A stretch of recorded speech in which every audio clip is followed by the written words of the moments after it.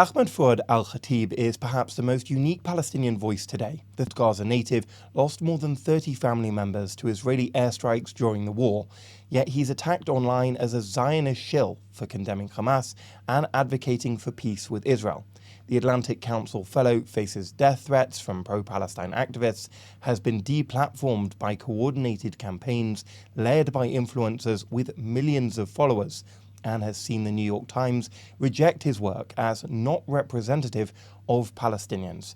When I spoke to him from our Tel Aviv studio, I began by asking him, in your own words, who are you and what are you trying to do? Well, good to speak with you.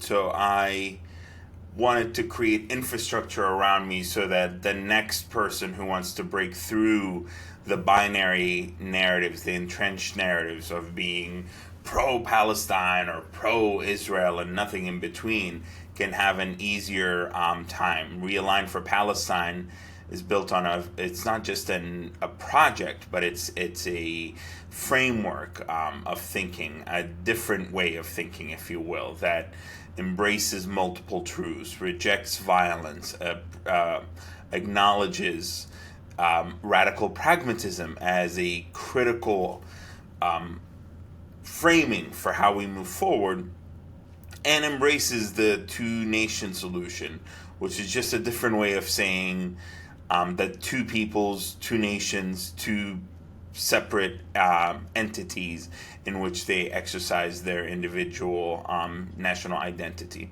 And so I wanted to honor the legacy of my family members by pushing for something radically different. I wanted to break away from the common rhetoric and slogans and the destructive narratives that I think have been deeply harmful to the Palestinian people. And that's by no means the equivalent to me taking on the Israeli narrative or saying I'm somehow pro-Israel. I'm approaching this from what you would call a pro-Palestine, self-interested point of view.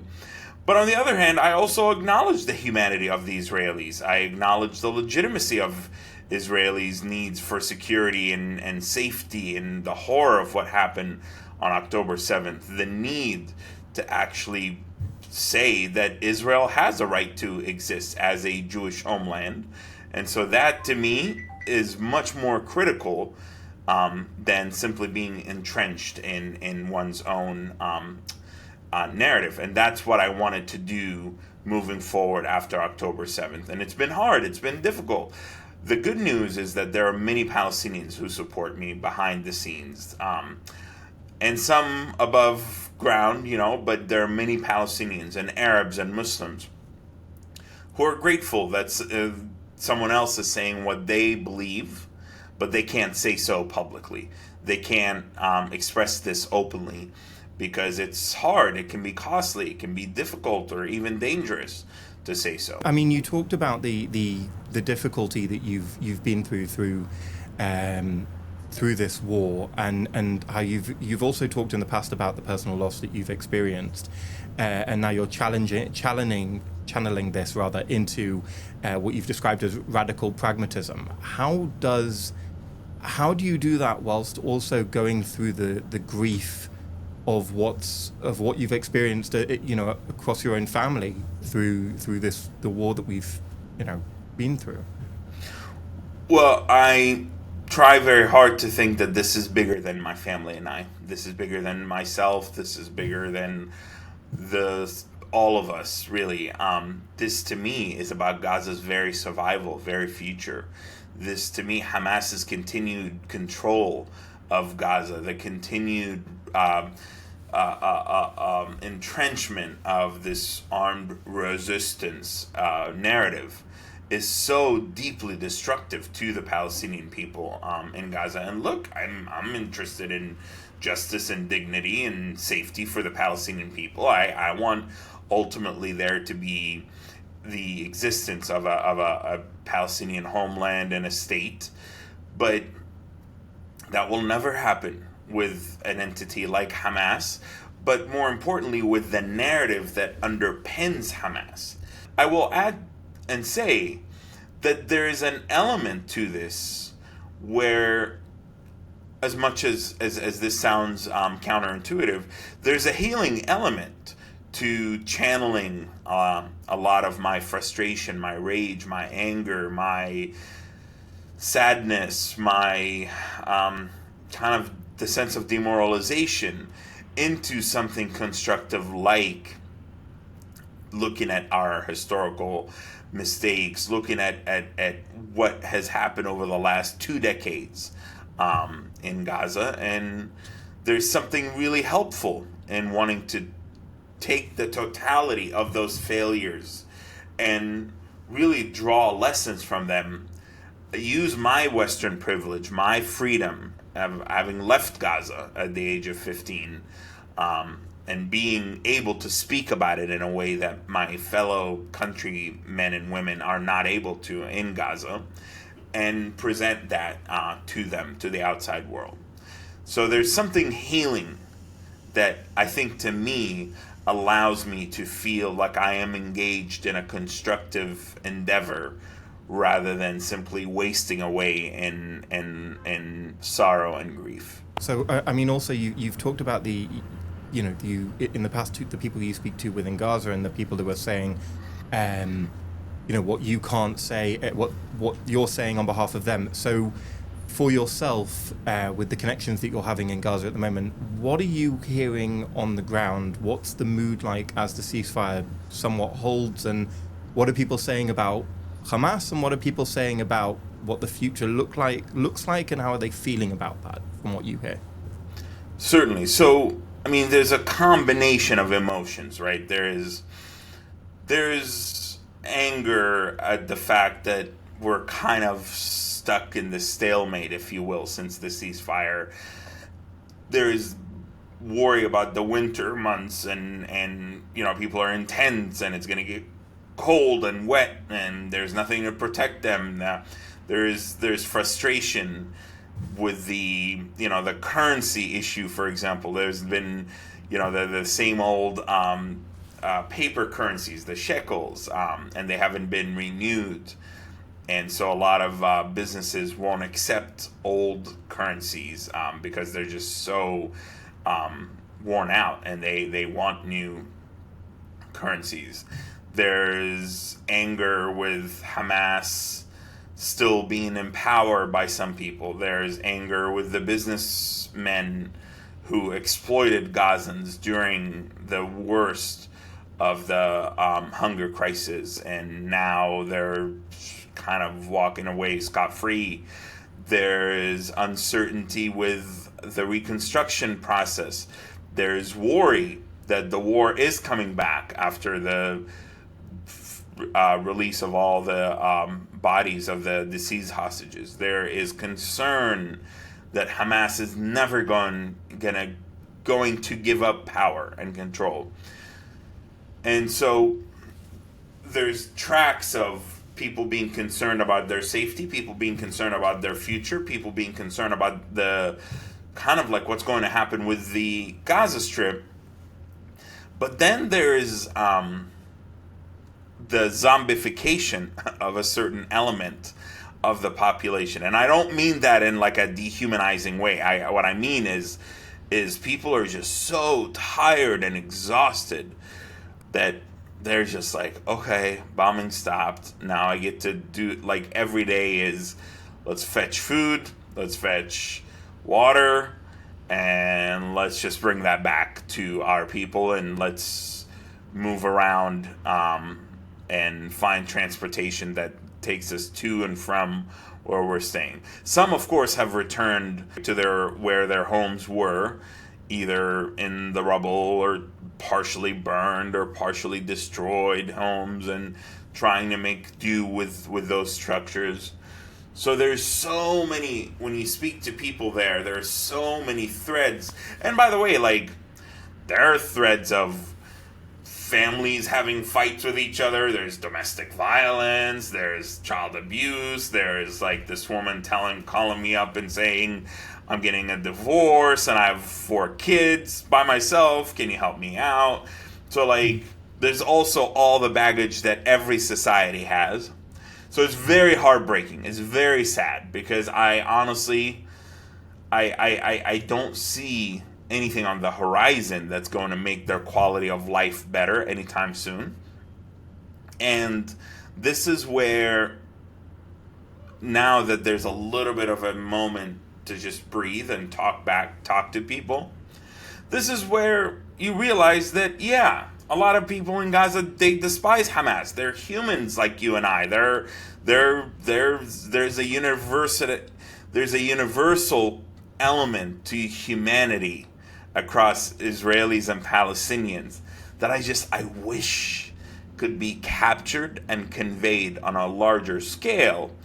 And likewise, when I speak to some of them, and I tell them about my conversations with hostage families, survivors of October 7th, and other Israelis, and what's going to happen, that seems like a whole new world to them. And so there's a missing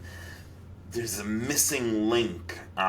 And neither Israeli media nor Al Jazeera nor social media have really done a good job of bridging that gap between our two people. I mean, you also talked about how there's frustration with Hamas still being in power, but you also wrote in the article for the Jerusalem Report that Hamas is weak, and we've also seen them recently reasserting control against various clans. So what's the actual situation? How much control do they still really maintain? Is it meaningful control, or is it that people feel, as you talked about the zombification, that they can't really deal with Hamas per se, and they're kind of stuck in this place of not meaningful control, but Hamas is kind of still there?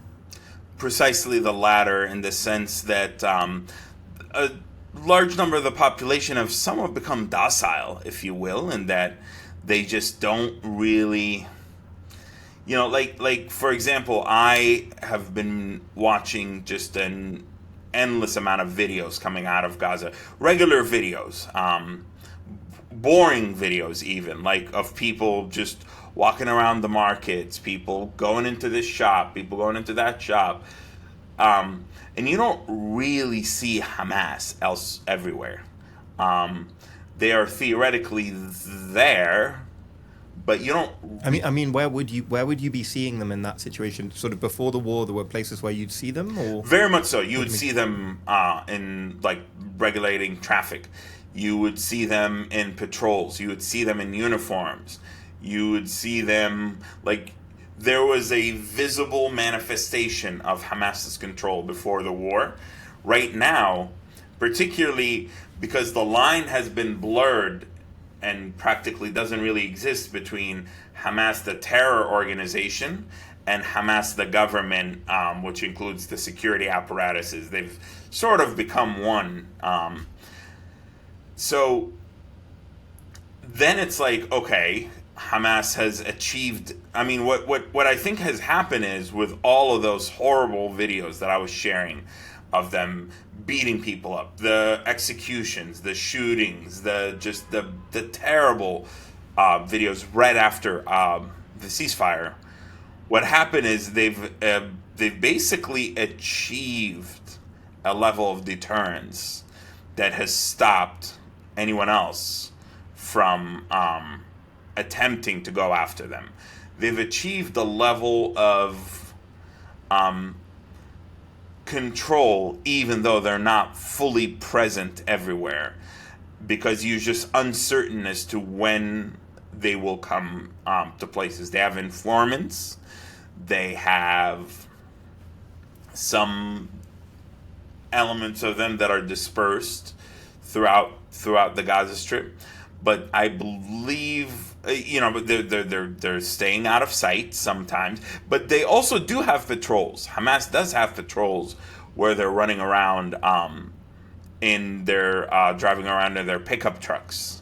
That's the most visible representation of Hamas right now. Are pickup trucks with a bunch of terrorists and cops in civilian clothes.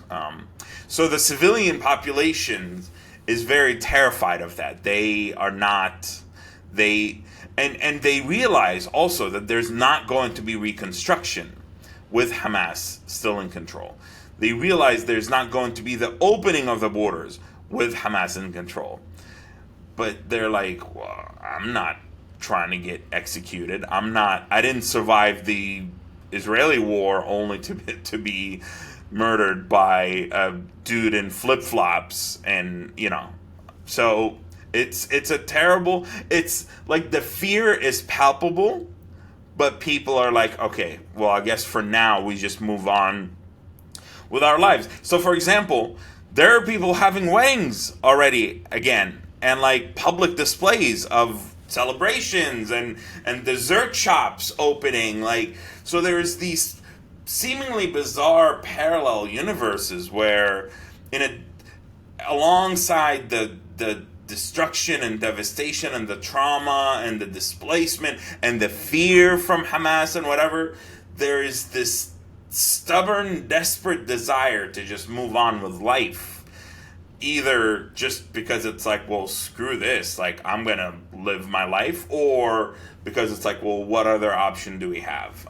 It really is quite remarkable. You talked there about how there are a lot of people having various realizations when you spoke to them about what you've experienced in terms of speaking to hostage families, but I feel like there's also other elements of the psychological process that people are going through, because you wrote that many people, this is sort of a complex thing, that you write about how many people want the pride of resistance while expecting a sort of high prosperity and high standard of living. And some people who celebrated October 7th quickly changed their tone.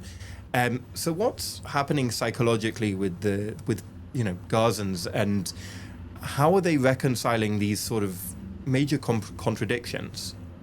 Certainly. So I think the cognitive dissonance that has long persisted in the Gaza Strip under Hamas in particular, some of that is coming to a head in that there's no longer, there's no longer going to be this ability to have successful governance with all the associated, the provisions for education and healthcare and developments and infrastructure and connectivity with the outside world, alongside a massive terror infrastructure. I mean, before October 7th, man, I would call different people in Gaza.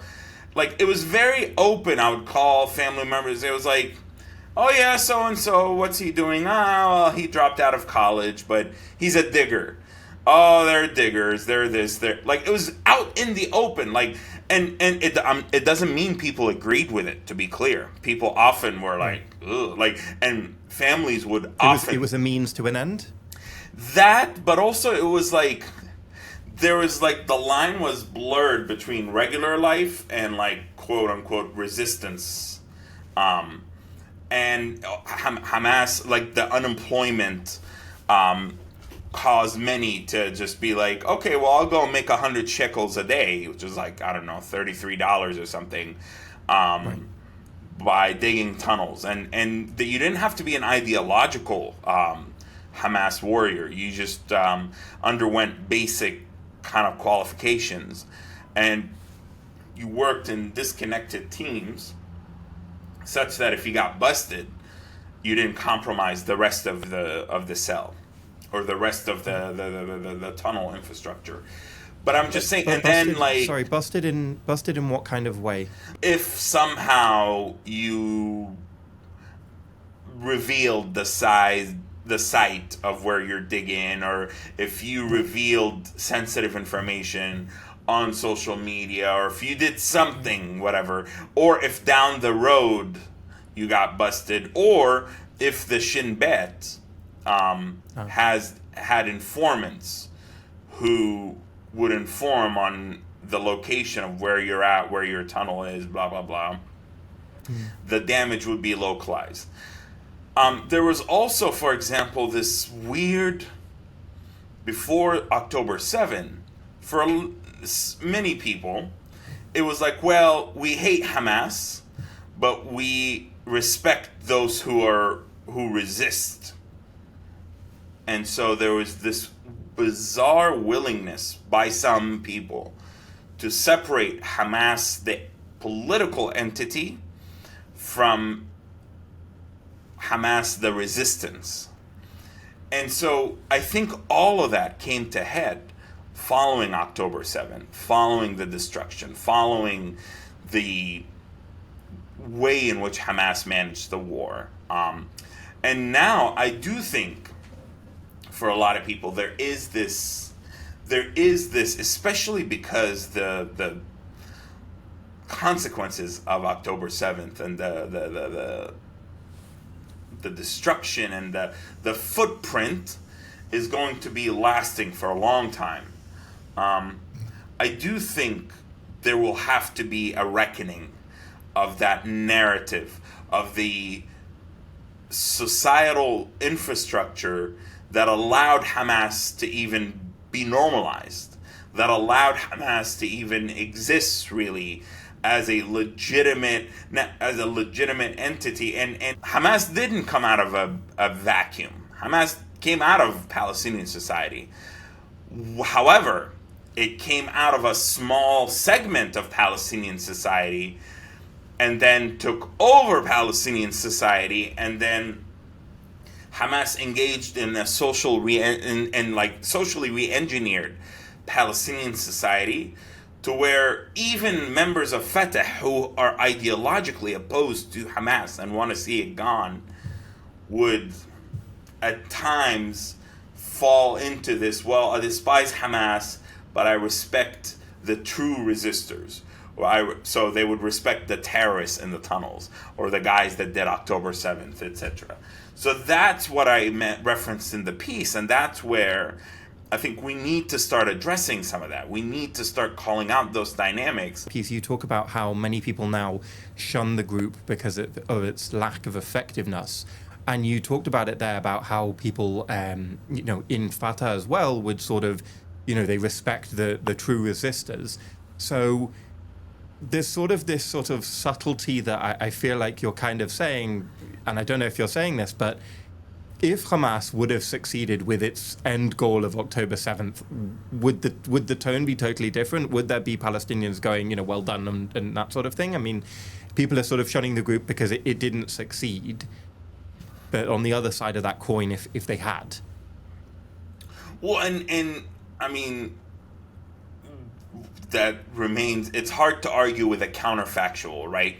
However, right.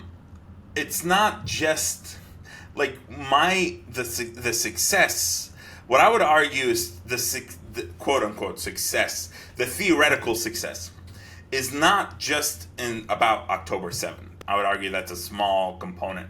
I would argue let's step back and talk about the whole last 20 years since the withdrawal of Israeli settlements from Gaza, or what's known as the disengagement. And let's talk about that success or lack thereof.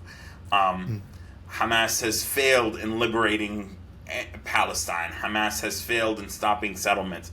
Hamas has failed in improving the quality of life for a lot of people. Hamas has failed to actually unify Palestinians. Hamas has kind of isolated Gaza, and instead of it being the crown jewel of the Palestinian people, instead of it being open, instead of being a compelling example of what an occupation-free West Bank would look like, instead of it being an example of connectivity with Egypt, with Israel, with having an airport, having a seaport, it became a hellhole. And October 7th was the cherry on top, was the icing on the cake. And so I would argue that we should look at failure, because I think October 7th was always doomed to fail. I do not think any rational player or any even rational observer would ever look at October 7th and think that somehow you're going to actually get Israel to capitulate to you after carrying out the worst single-day attack on the Jewish people since the Holocaust. And so in that regard, I think the totality of Hamas's failures is what people resent, rather than them resenting specifically October 7th. And I know, for example, I should say I have gotten to know people who voted for Hamas and during the war, and they publicly said, cursed is the day that I voted for them. Cursed is the day that I let myself be brainwashed by them. Cursed is the hour that I walked to that polling station and agreed to endorse such a horrendous. But you got to keep in mind, Hamas didn't run on an agenda of we're going to annihilate the Jews. They ran on change and anti-corruption and prosperity and all of those things. So that's somewhat what I mean. Now, I will say, to bring it back to October 7th, yeah, it is true that, like, that's undeniable. As terrible and as unpleasant as that is to say, there are people who celebrated October 7th. But I don't think they celebrated it in the sense that this was really going to destroy Israel or this was going to fundamentally change the conflict. I think they just were like, wow, we've never seen Palestinian quote-unquote resistance go in there and do what they did. And to this day, unfortunately and tragically, the majority of people in Gaza, or Palestinians in general, do not believe that atrocities were committed on October 7th.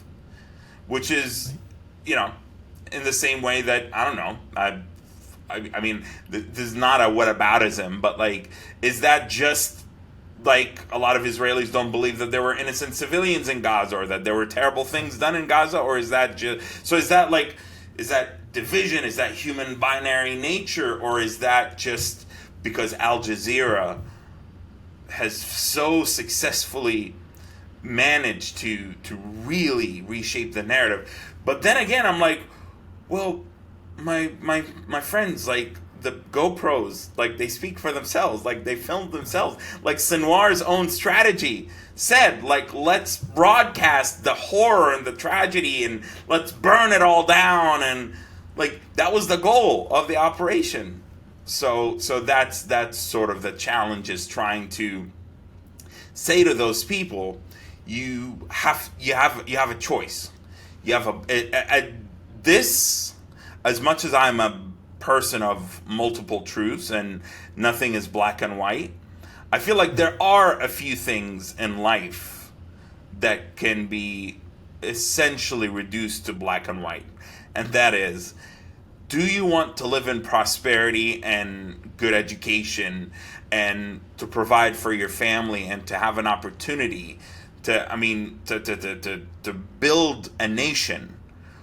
Or do you want to engage in a futile resistance that, like like what Iran has done, and wasting billions on proxies that all but collapsed, and now here we are living in tents like it's 1948 again. There's also the people in Gaza who, by your own accounts, you've talked about some of your own family who've been radicalized. What's happened there in terms of how they've been radicalized? Is that, more radicalization that's happened because of the war, or generally just how Hamas has basically radicalized society? I know you've talked about in previous interviews with how they, took control of mosques and schools and other parts of Gaza to begin that sort of social engineering, as you described it as well. So how has that really happened, and has the war also made it worse for some people as well?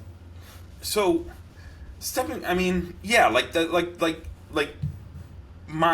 elements of my family are no different than what happens to other Gazans.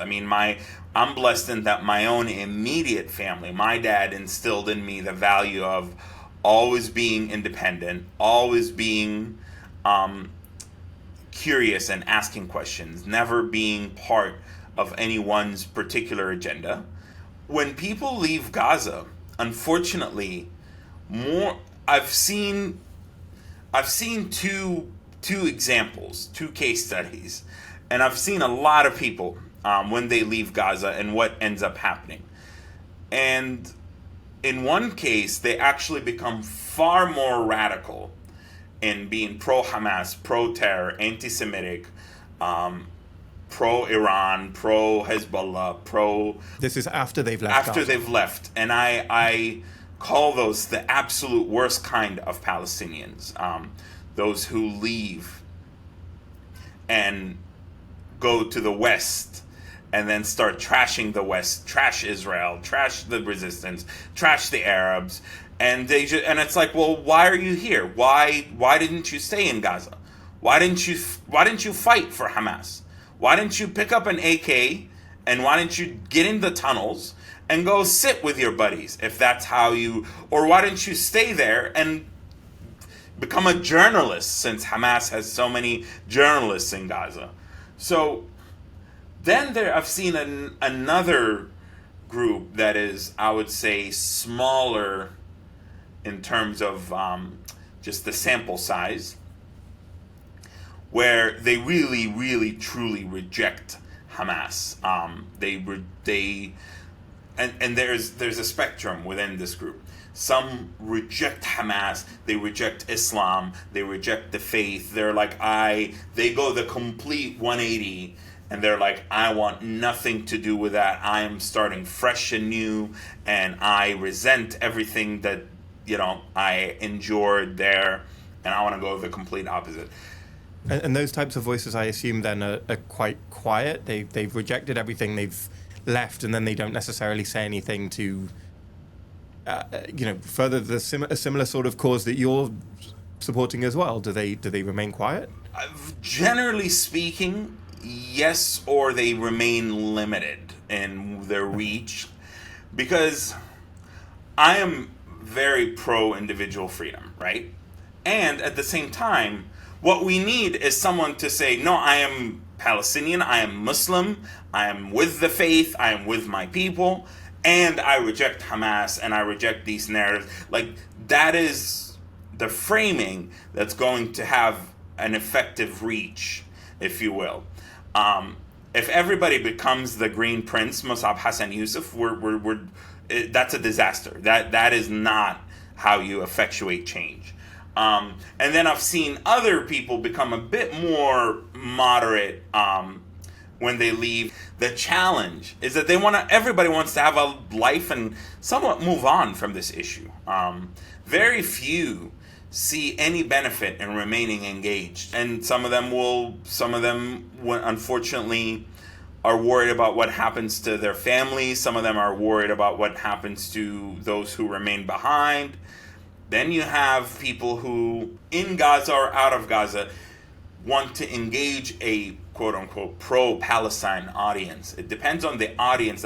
Like, you have a whole group of so-called journalists in Gaza or online activists, but their content is not directed at other Palestinians. It is directed at the hordes of pro-Palestine people in the West and in Europe and the United States.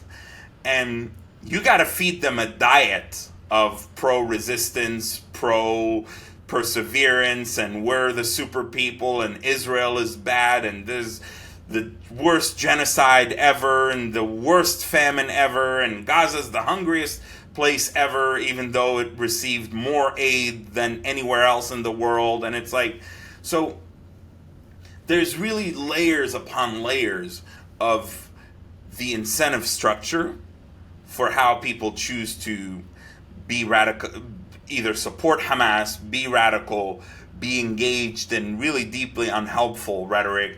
I've had a cousin of mine who's in Turkey, who I don't know if he's part of Hamas, if he's just shilling for Hamas, if Hamas got to him and he wanted to say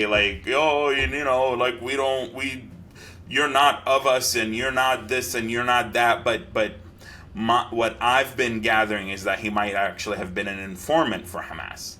And he's in Turkey now. He's been there for 6 years or 7 years. So I don't know, he hasn't been in Gaza for that long. He's been quiet. And then all of a sudden, somehow, and this is the other weird thing, and I've spoken to European authorities about some of these guys, is that you have all of these, I believe, deeply fraudulent asylum claimants that leave Gaza. They're claiming to be afraid of Hamas, and they get asylum in Belgium in particular. And then after October 7th, they all got activated. They all got activated, and they all became Hamas 24/7. Here's an exclusive piece of video that I got from Hamas. I'm going to put it on social media. I'm going to now broadcast all this Hamas and feed this diet and blah, blah, blah. And I'm like, it's just, there's some, so again, layers upon layers. To just close this thought, I think unfortunately, this is another issue where I do believe in a sense of collective responsibility, that we allowed Hamas to take over mosques. We allowed Hamas to influence UNRWA. I'm a child of UNRWA. My dad ran an UNRWA clinic in Jabalia refugee camp. My middle brother ran an UNRWA clinic in the beach refugee camp. I went to UNRWA schools. We ate UNRWA food parcels when we needed them early on in Gaza. So there, this idea that ICJ found no, like, give me a break. Like, I'm sorry, UNRWA is compromised by Hamas to the bone. Now, that me saying that, by the way, is not like, there are elements that of UNRWA that provide services that I'm a big proponent in saving and maintaining. So like me saying this does not automatically put me in the Israeli camp of what I think should be done moving forward. Even though I think ultimately UNRWA should be decommissioned from Gaza. I think Gaza should be an experiment in how you actually make people feel like we belong here. We are not refugees in our own home. So that's where I think there's just, whether it's lethargy, whether it's being cowardly, whether it's indifference, we allowed Hamas to penetrate every facet of society. And it's going to take courage. It's going to take some uncomfortable conversations. It's going to take a reckoning to be able to push Hamas out of these institutions and to reestablish the sanctity of social infrastructure as being purely there for the people and not for a despicable terror organization. You've had your opinions rejected by the New York Times when you tried to write opinions for them. Is it sort of because, they've described that your voice isn't necessarily authentic, and is it because that these are the people who make the most noise, that this is what's now considered an authentic Palestinian voice, someone who, not that the Western media would describe it as supporting resistance, but sort of it's that voice of, we're a certain way and everyone should look at us in the same way, and that's what an authentic voice of a Palestinian should be, and you don't necessarily represent that, if that makes sense. Certainly, to a certain extent, I agree. I mean, I feel like there has been, and by the way, I want to be clear that there are thousands of mini Ahmeds out there who are saying elements of what I'm saying, who are saying more than what I'm saying, less than what I'm saying, agreeing with most of what I'm, etc. So my point is, I just happen to be so uniquely loud in my own way because of my online reach and platform on social media, and I write for different outlets, and I'm not afraid of writing for Israeli and Jewish press, and I get attacked all the time for doing this, and I think that is so silly. I've never understood why the criminalization of writing for Israeli press. But there has totally been the creation of an archetypal Palestinian, which is somebody who generally doesn't like Israel and doesn't like, after October 7th and the war in Gaza, has come to mean, despises Israel, thinks Israel is committing the worst genocide in human history. Then there is an element to where somebody who is Palestinian understands Hamas and understands resistance and immediately buys into why October 7th happened and needed to happen. We're perpetual refugees. Don't get rid of UNRWA. The famine all the way. Gaza's the hungriest place on earth. Blah, blah, blah, blah, blah, blah. So you have to agree with everything. You have to conform to the perceptions, the Western perceptions of that. By the way, the Arabs and Arab and Muslim societies have their own archetypal, people are like, your name is Ahmed, because that's considered like a holy name. It's like Muhammad, They're like, oh, what a disgrace! You disgraced the name of Ahmed, and you're a Gazan. Oh, you should remove both from your identity. But that's the Arab world where they consume Al Jazeera and they live in their own bubble.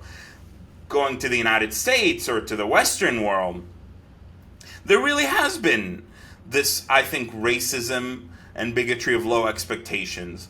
This idea that all Palestinians have to be within this mold, and if they're not, then they're deeply unrepresentative. What is ironic is that the Palestinians, by default, by nature, because they don't have a state, they're dispersed between the West Bank and Gaza and Israel and the diaspora and the Arab world. By default, the Palestinian people have so many different opinions and ideas and beliefs and backgrounds and this and that. By default, the Palestinian people don't have a singular representative. Because one of the problems that we also have internally as Palestinians and Muslims is there is this enforced conformity, enforced cohesion. And this is the Arab, Palestinian, Muslim communities, multiple layers, whereby if you want to question a lot of things, you're immediately labeled a Zionist, a sellout, a traitor. And I've talked to Zionists. I've come to understand Zionism means different things to different people. I believe that we need to make peace with Zionists. I have come to loathe some of the self-righteousness of some of the anti-Zionists. I think there are some horrible Zionists. I think there's some wonderful Zionists. It's not this black and white. It's just like any other thought, engage, treat people on their own individual merits.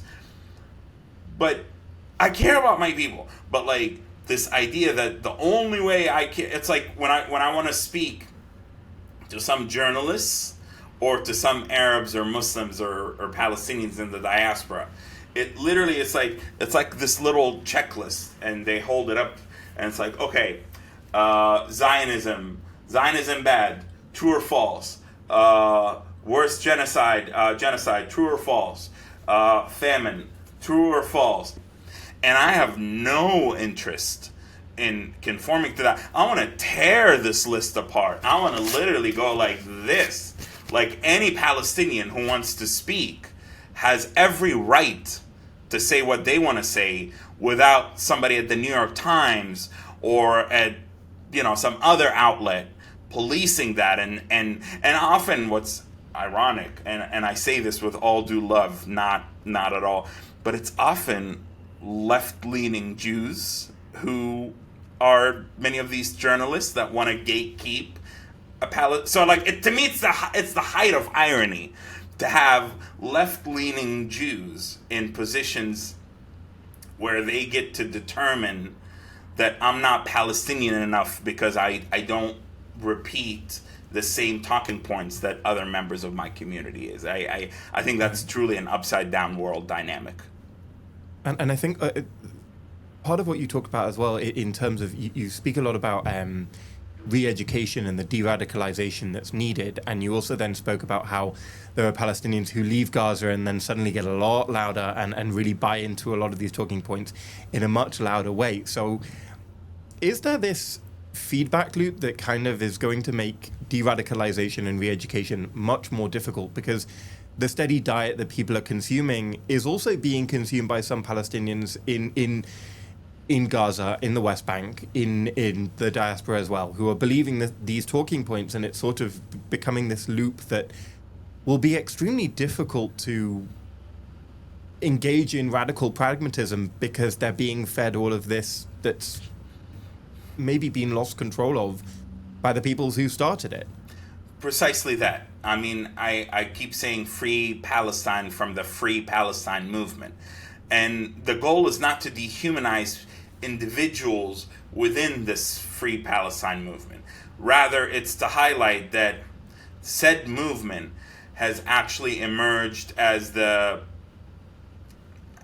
kind of spreader, if you will, of a lot of the ingredients of this feedback loop that keeps Palestinians entrenched and isolated, that keeps the conversation rolling in the worst possible directions. And I think the only way to challenge that, and I know it's easier for said than done, is to speak up and to speak out. They have been trying to delegitimize me, to silence me, to attack me. I've had the FBI, I've had threats against my life, I've had hit pieces for 2 years, and they haven't succeeded. And here I am, and I'm still speaking, and I'm going to speak, and my voice, if I stick around, will carry even more weight. And I'm not saying that to like puff myself up. I'm simply saying that if you withstand those attacks and just kind of create your own internal shield, because most people, I have to say, most people are terrified of being attacked or called this or that. Most people are fragile. Most people don't want to be called a Zionist or this or that. But I'm like, like I engage in a lot of emotional blunting.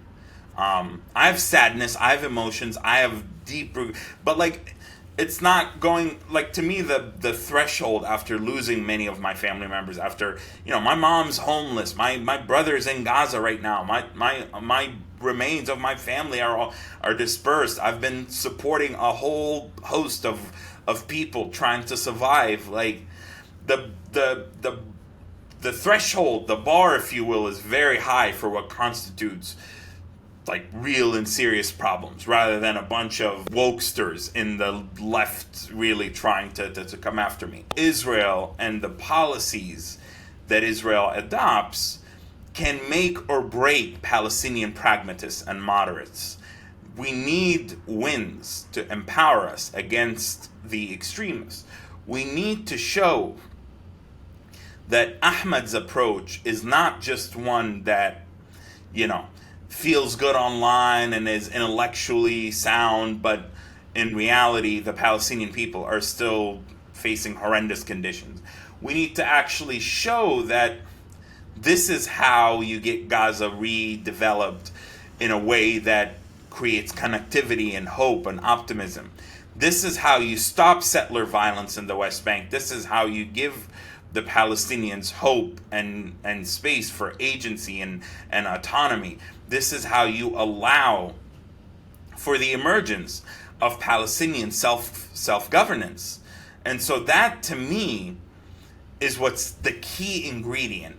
And unfortunately, with the current makeup of the Israeli government, I don't see that on the horizon anytime soon. And my thesis is like, yes, within the imbalance of power dynamics with Israel and the Palestinians, there exists plenty of space for Palestinian agency, responsibility, accountability around October 7th, around the narratives, around the use of resources, around the choices we make. However, there still very much so needs to be an element of this that ties back to Israeli policy decisions that optimize for better outcomes. And so to me, even just marginal improvements can gradually and collectively build up an arsenal that empower moderates to where we can break that feedback loop. I think if there was, like, this has been the nut that I'm trying to crack now for 2 years. What could that alternative be for people to be, instead of them leaving to Turkey or leaving to Belgium or leaving to the US and arriving and then falling into the hands of Students for Justice in Palestine? I call them Students for Jihad in Palestine, or CARE, or some of those awful organizations. What would it be? For a while, I thought it was the peace movement, the small, albeit ineffective, joint Israeli-Palestinian peace movement. Why do you think it's ineffective? Because I think it's not that pragmatic. I think it's very heavy on the Israelis and light on the Palestinians. I think most importantly, they're very light. They're so desperate to get Palestinians in there that they don't want to call out a lot of Palestinian horrible rhetoric, actions, mistakes, BS. And so I found myself in there being outflanked by the leftist Israelis and peaceniks saying, oh no, everything will be fine if we just, all get along and hold the goal as the ultimate, compass. And then other Palestinian supposed peace activists, and say supposed as in they are peace activists, but like some of them, they were uncomfortable with how anti-Hamas I am. They thought that's not effective. They thought I was ineffective. They didn't like how much I spoke up against Hamas. They didn't think that. They thought that I was that we need to keep the focus on Israel, or like basically there were a bunch of Palestinian nationalists, or ones that just wanted to scream about how terrible Israel is, which, like, okay, fine, Israel bad, but is there any space for there was no space for critiquing our own community. And I'm not there to critique our community because I love my people. I love the Palestinian people. But, like, we have to learn, we have to introspect, we have to, like, fundamentally shake our people. There's a lot more to where we're at than just the occupation. You've basically said that, as long as you hold out and you're able to keep your voice there and build that weight around your voice, in the future you will hopefully be able to give Palestinians and people who genuinely want pragmatism something to latch onto you. For yourself, are you optimistic that that's going to happen? And where does your optimism come from? Well, I believe it or not, I'm generally pessimistic. However, I have chosen. Optimism is the fire from within. Optimism and hope is what has sustained me. Optimism and hope is why I chose to leave California and move to Washington and start a new life here as part of the Atlantic Council and policy circles and writing, etc. So my thing is, I do believe there's a there. For Gaza in particular, I'm a believer in Gaza first, and that's not the Palestinian equivalent of MAGA, but that is to say that there is no resolution to the big picture, to the West Bank, without Gaza being what it should have been 20 years ago when the disengagement happened. There is no pathway forward to end the military occupation. I always try to make sure I mean the military occupation. Because some people think all of Israel's existence at this point is an occupation. So there has to be a resolution that shows that puts Gaza on a path to being prosperous, to being successful, to being free of Hamas, no longer a base for terror, and that creates a renaissance.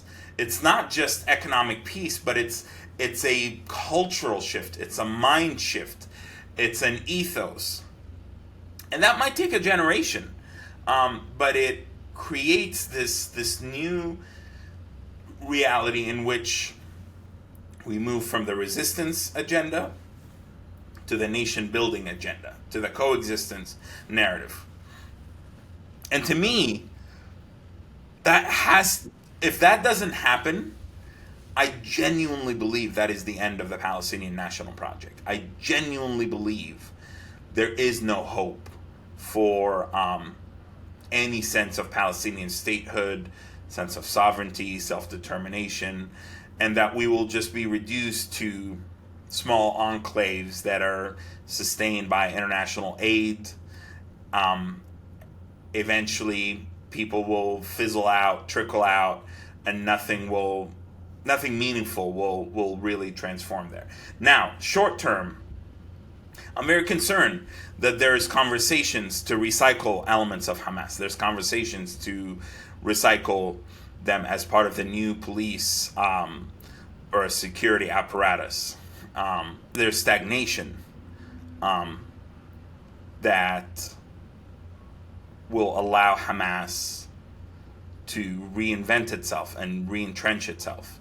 I'm very concerned that this international stabilization force is no longer going to work, because all nations are talking about it being a peacekeeping force.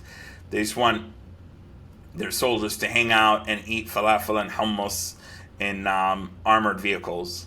They basically want the UNIFIL model, but they're not ready or willing to take on Hamas.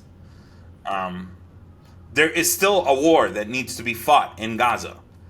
And I think the Israeli military, in my view, screwed up multiple opportunities for this with the overwhelming application of firepower. Instead of drawing out Hamas, and people are going to say, oh, yes, Ahmed, that's easier said than done. Oh, the IDF is so... Like, that's the thing that's so frustrating is it's so hard to meet any rational Israeli who's willing to hear critiques of the military campaign.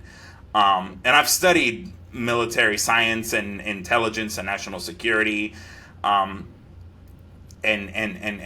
written extensively on this subject behind the scenes. But so my issue is, I don't really see a pathway for anybody confronting Hamas. And so you could, sure, we'll get 20,000 troops in Gaza, but if they're going to be like UNIFIL, that's useless. We don't need a bunch of dudes in armored vehicles like patrolling Gaza. There's an incomplete picture. No one is going to complete it. The Palestinian Authority and the 5,000 to 10,000 that are supposedly going to be trained in Jordan or Egypt, they're going to be in no shape to take on Hamas. So I'm nervous. I'm very worried that the last 2 years would have been for nothing effectively. Hamas is degraded, but the problem is Hamas can evolve and shift to where they don't need the quasi-state actor position that they once held on October 6th. They can retreat back to just being, turn it into a Mogadishu. So that's if that's not addressed, then the former of the hopes for transformation, not just reconstruction, but transformation and rejuvenation, I'm worried about. So I'm trying to have conversations behind the scenes. I'm trying to inspire different schools of thoughts. And I hope that those with a rational political outlook will prevail over the Qatari and the Turkish-dominated point of view that is very into letting Hamas maintain power. Well, unfortunately, we're out of time. We've got to leave it there. But thank you very, very much for speaking to us, and hopefully we can have you back again to ask you much more. It's been really interesting, and thank you very much. Thank you. Inshallah, would love to speak to you again. Amazing. Thank you very much.